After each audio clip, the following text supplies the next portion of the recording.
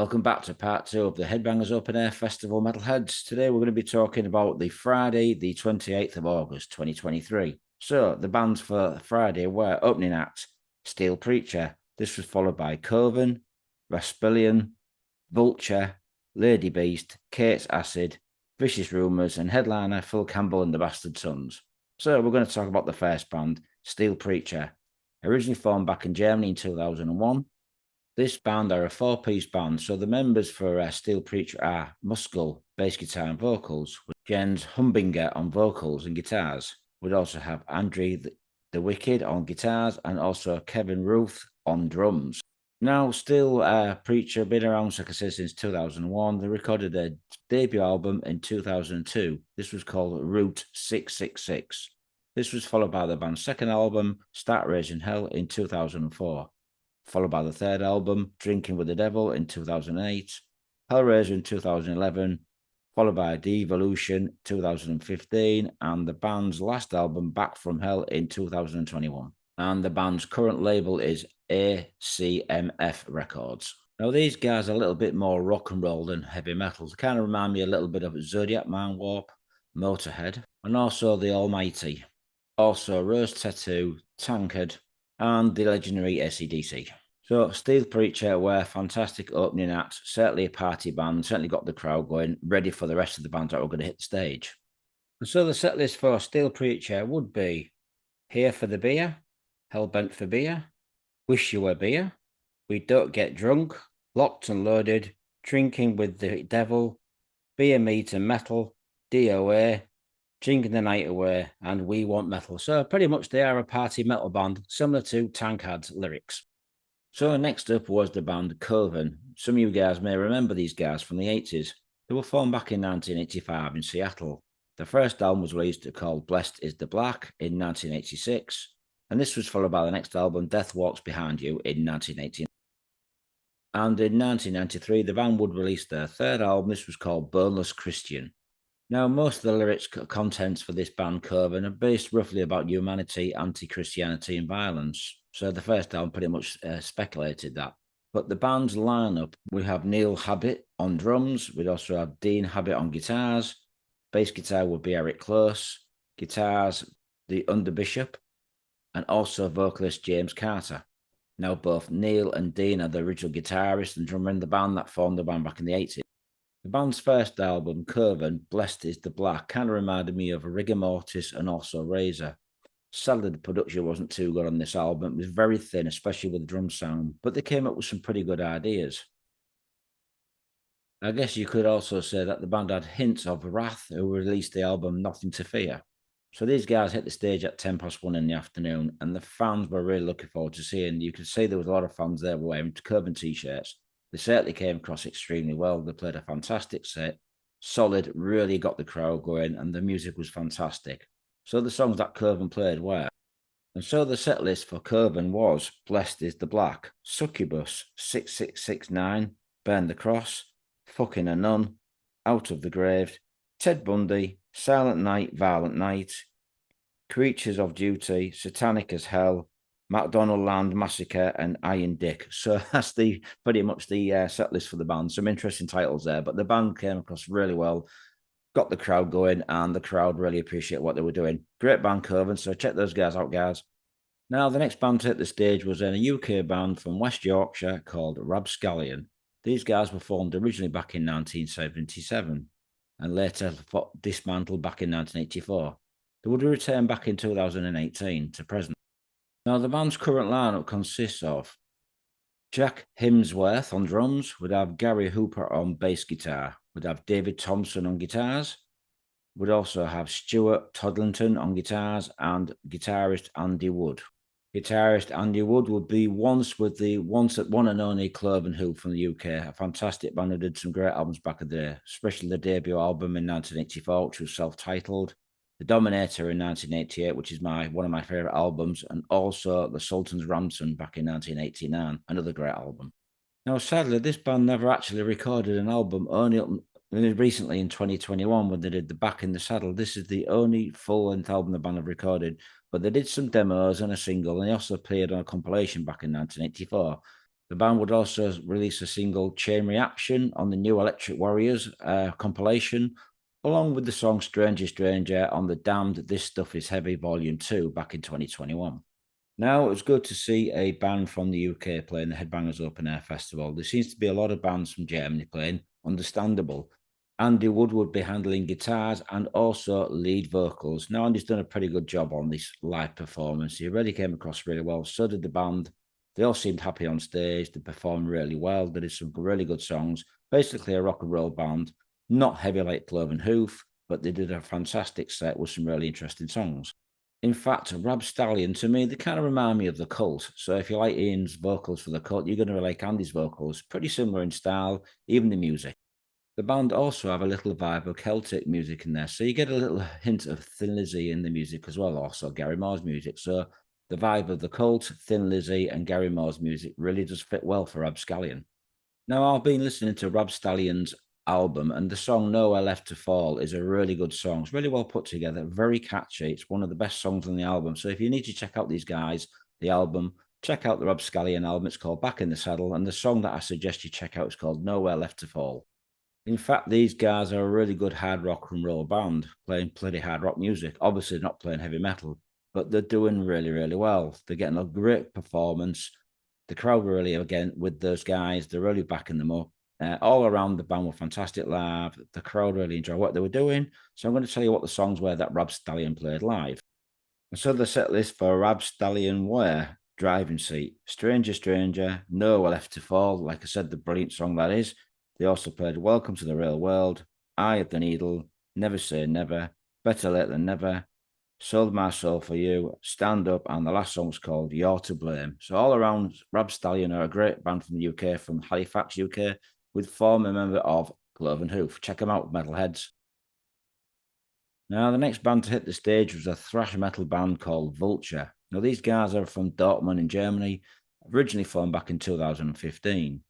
The band have released 3 albums. So the first album, The Guillotine, was released in 2017, followed by Gaspy Waves and Battled Graves in 2019.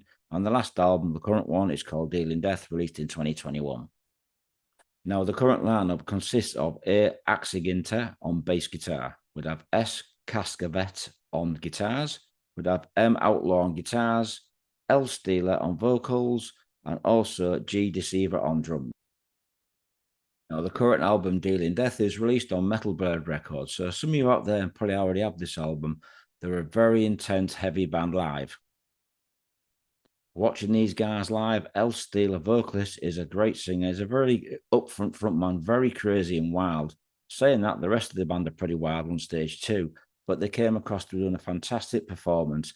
Real headbanging going on here. The crowd were really getting involved. Nice mosh pit, loads of headbanging, all around bound, very powerful, very energetic on stage.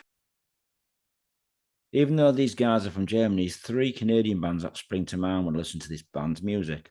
Slaughter from Canada, Sacrifice, and also the band Razor. Vocals kind of remind me of Paul Bailoff from Exodus, who recorded the debut album Bonded by Blood. Fantastic singer, sadly missed. Having listened to the album Dealing Death, it's definitely got an 80s production, kind of thing that Bill Matoya would have produced, but they're a really good band. The album's really interesting to listen to, and it's called Dealing Death, which was released in 2021. Another band that springs to mind when listening to the last album is Savage Grace, the early stages of Savage Grace. So if you like Savage Grace with the bands already mentioned, Vulture are a fantastic band. They're going strong. They're writing some really good material at the moment. And like I said, the crowd were really behind this band. I thought they were fantastic live. They put on a full-on thrash metal attack performance.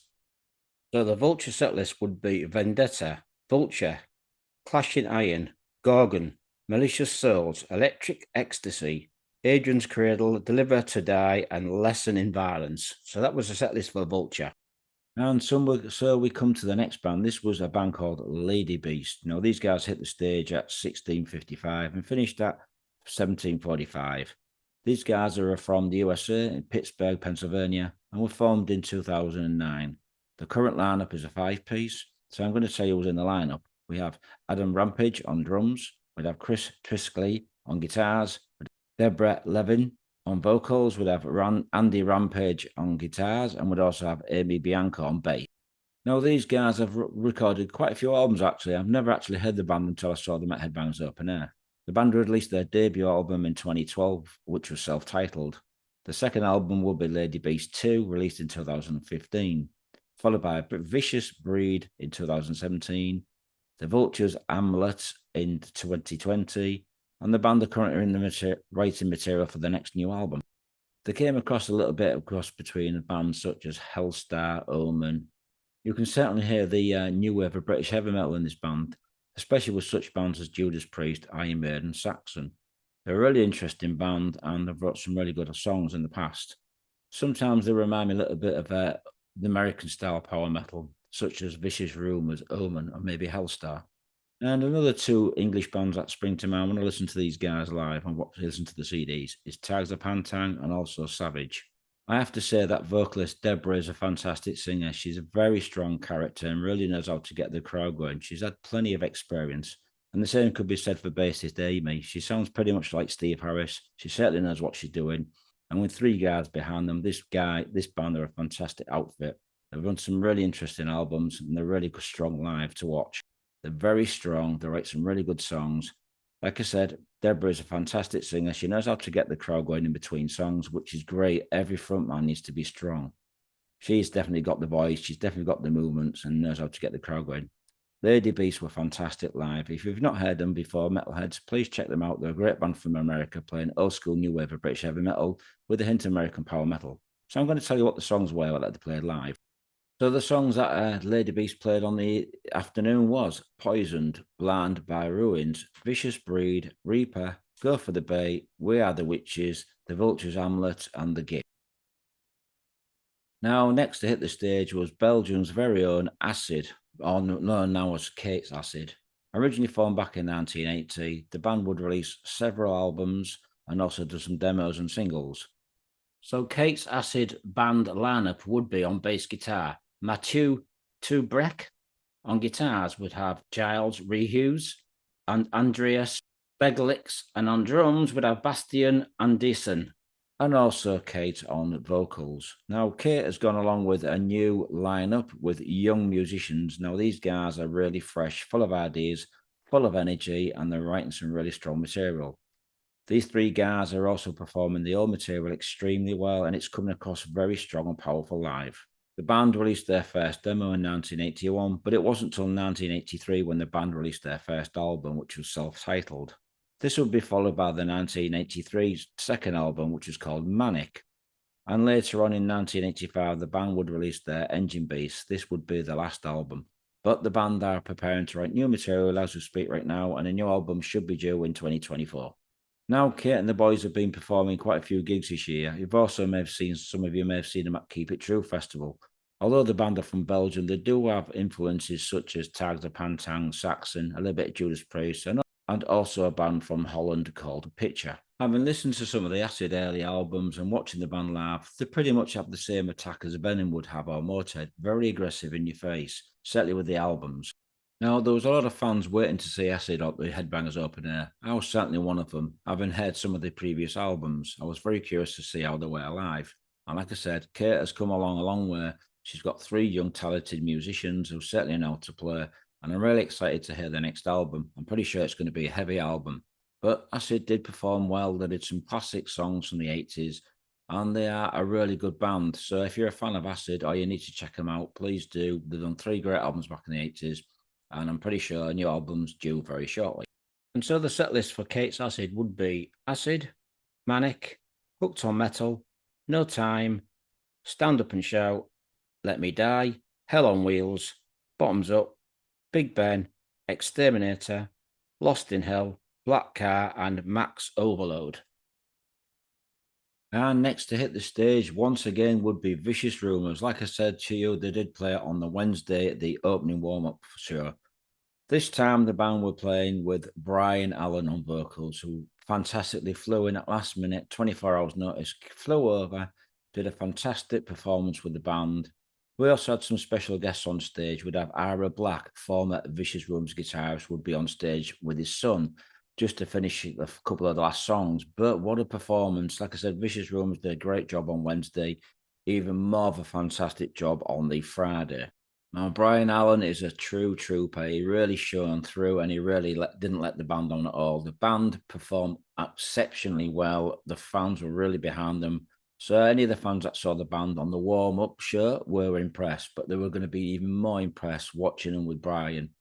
Brian did a fantastic job. He's been with the band for a few years now, so he knows the songs, but the band really did pull through together. An extremely tight unit, playing classic songs.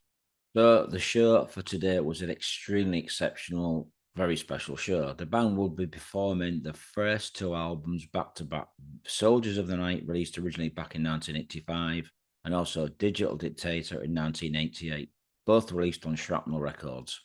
Now, I have to say that both Jeff Thorpe and Gunter are fantastic musicians. They trade off really well together, do some fantastic harmony solos and rhythms, a little bit like Judas Priest and Saxon, but they performed extremely well and very tight. They could tell that the band were more relaxed at this set because Brian was there to help them out. Now, I haven't seen Vicious Rumours since the late 90s. All around, Vicious Rumours are still writing strong material and producing some great albums. I'm looking forward to seeing the band in the very near future to see what the releases are going to be, but their music is very, very good indeed. It's classic American US power metal. They've been at it for many years, as we all know. So, like I said, the band played back to back Soldiers of the Night, Digital Dictator. What a packed, fantastic performance, guys. These guys are still writing strong material and still a powerful band. So best of luck to Vicious Drums in the future. If you get a chance to see them very soon, please do. They're a force to be reckoned with. Next up was the one and only Phil Campbell and the Bastard Sons. Now, we all know Phil was involved with Motorhead for many, many years. Some of you may not even know that he was involved with a Welsh band called Persian Risk, who did one fantastic album back in the 80s. Now, Phil's an amazing guitarist. He's a real rock and roll hearted guitarist who's got bags of energy, still writing great songs.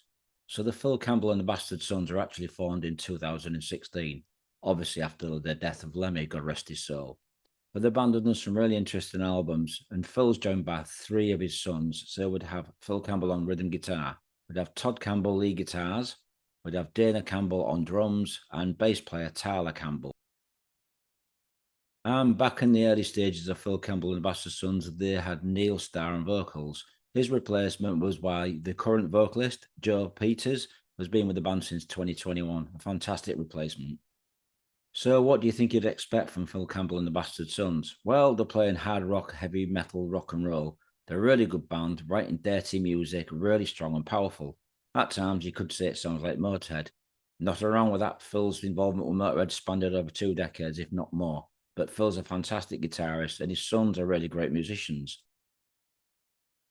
So, like I said, they have that dirty Motorhead guitar sound and vibe, but they also have a little vibe to me of Zodiac Mind Warp.